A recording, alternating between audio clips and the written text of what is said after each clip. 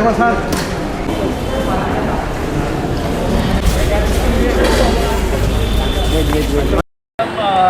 দিল্লিতে তো আমরা আমাদের ট্রাইবাল অ্যাফেয়ার্স মিনিস্টারের সাথে আমাদের দেখা হয়েছে এবং আমরা অনেকগুলো প্রজেক্ট জমা দিয়েছি। এরপরে আমরা ফাইন্যান্স মিনিস্টার স্টেট ওনার সাথেও আমরা দেখা করেছি।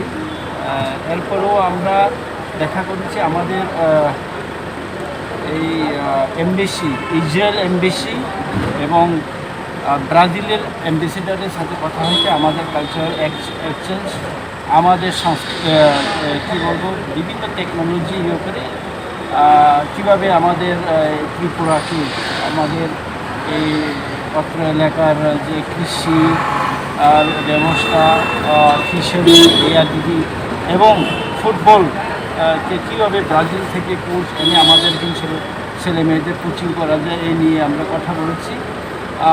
সব কিছুই পজিটিভ রেসপন্স আমরা পেয়েছি এবং আমরা ব্রাজিলের অ্যাম্বাসেডরকে ইনভাইট করেছি। উনি আসবেন, ত্রিপুরাতে আসবেন, এডিসিতে আসবেন এবং এডিসি আমাদেরকে সাদরে ওরা রিকগনাইজ করেছে, ব্রাজিল, ইসরায়েল অ্যাম্বাসেডররা।